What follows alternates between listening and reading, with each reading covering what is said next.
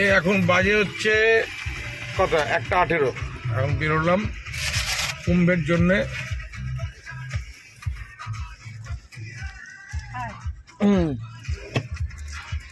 এই আমাদেরকে নিয়ে যাচ্ছে মেয়েটা।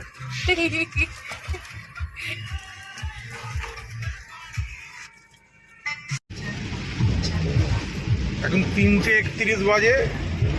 এতক্ষণে পাঁচলা পেরোলাম, প্রায় 2 ঘন্টার জ্যাম। ধুলাগড় আস্তে আস্তে 2 ঘন্টা। আমরা অ্যাকচুয়ালি একটা অন্য পুরো রাস্তা দিয়ে যাচ্ছি কুম্ভে, যে রাস্তাটা দিয়ে সচরাচর কলকাতা থেকে কেউ যায় না।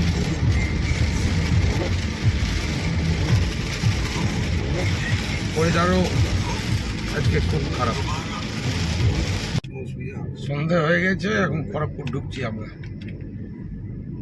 চলি আমরা মেন রোডে, খড়গপুর, রাঁচি হয়ে, লাতোয়ার হয়ে, মির্জাপুর হয়ে, বন্ধন ব্যাংকটা ছাড়িয়ে গেলেন, ছাড়িয়ে আমরা যেতে হবে মাকালি বিল্ডার্স, উল্টো দিক একদম মেন রোডের উপরে।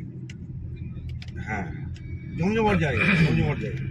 ওই রাস্তার উপরে ব্লকেজ এত আছে বা জ্যামও কিরকম হচ্ছে, আপনি কালকে আসলে যার জন্য ওই রাস্তাটাকে অ্যাভয়েড করেছি। আগে বলেছিলাম যেটা নতুন রাস্তা দিয়ে যাবো, এখন খড়গপুর দিয়ে ঢুকছি। খড়গপুর আমি 23 তারিখ কালকে জামশেদপুরে থেকে যেতে হয়েছিল, রাত হয়েছিল বলে এখন বেরোচ্ছি সকালবেলা জামশেদপুর থেকে, রেডি সব।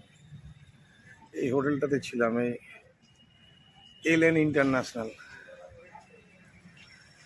এটা বিমনা চকের কাছেই পড়ে একদম।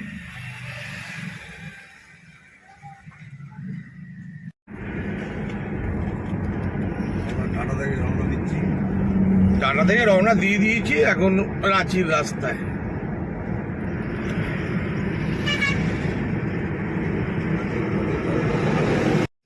স্যান্ডিল ড্যামে আমরা।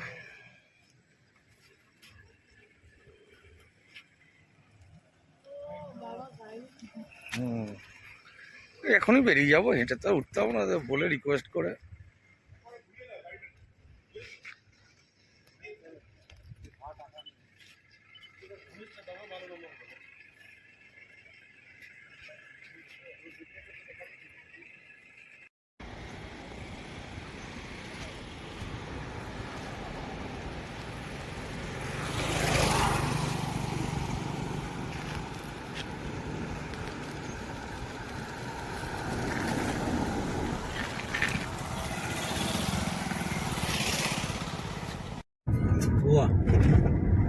খুব সুন্দর রাস্তা, রাঁচির এই জামশেদপুর টু রাঁচির রাস্তা।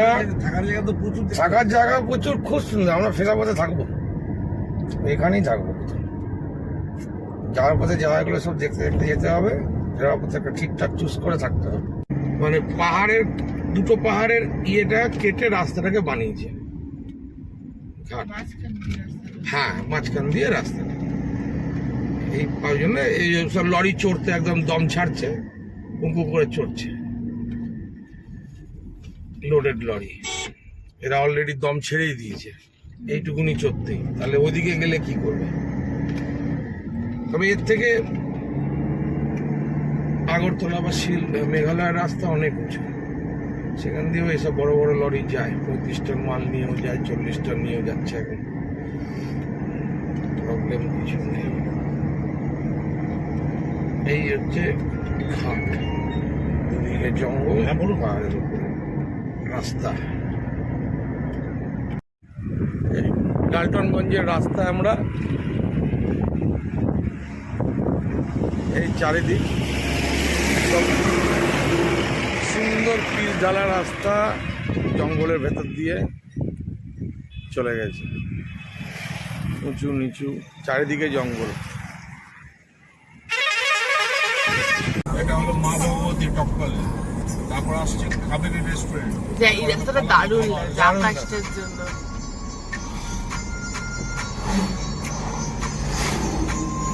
না এই গানটা হয়নি, না হয়নি, ওই গানটা হয়তো ডবল ডাউনলোড হয়ে গেছে, কিছু একটা হয়ে।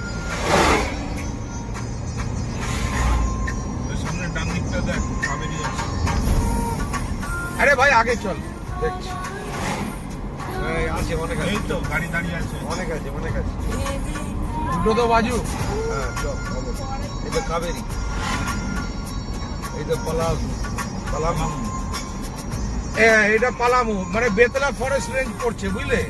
এটা পালামু ল্যান্ড আর ওদিকটা বেতলা, তার মানে পালামু ফরেস্ট রেঞ্জ এইটা পুরোটা। যত গাড়ি যাচ্ছে সব কুম্ভ, কোনো এদিক ওদিক নেই, একদম শিওর।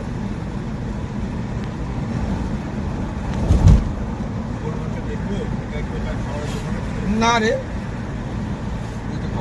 অত ইয়ে করতে হবে না।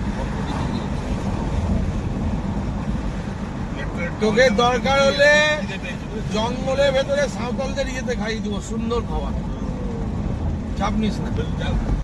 रणबीर मंडल ओके सर, आप लोग से लगाएंगे 11 भी रास्ता का हालत समझ के জঙ্গলের Next to ভেতরে ইয়ে রাস্তা। max, जितना टाइम होगा शायद 9 से 11 का बीच में हम लोग पहुंच जाएंगे। ठीक है सर, आप मुझे वेटिंग कर বেতলা ফরেস্ট রেঞ্জের মধ্যে দিয়ে যাচ্ছি এখন আমরা, টুয়ার্ডস রাতেহাট।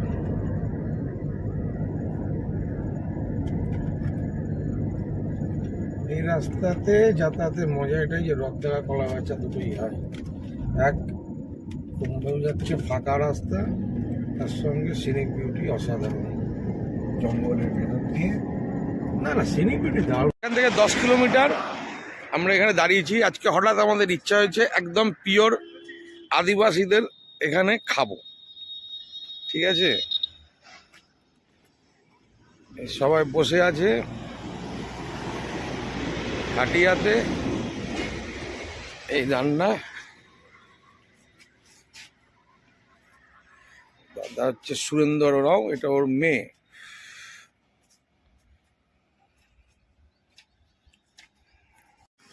খাবার চলে এসছে, খানা খানা আ গিয়া। আর কি ওই হলো, জিনিসটা কি সুন্দর লাগছে। ওদের ক্যামেরা ফটো তুলছে না।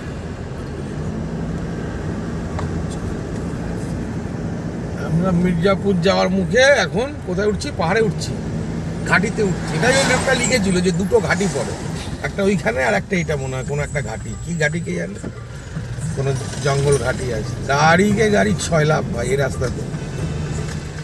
এবার ওইটা ঘুরবে কি করে? ওটা ঘুরতে এখন টাইম লাগবে বেচারা। প্রচুর প্রচুর প্রচুর প্রচুর, পুরোটা দেখা রাস্তাটা প্রচুর, গাড়িতে 6 লাখ।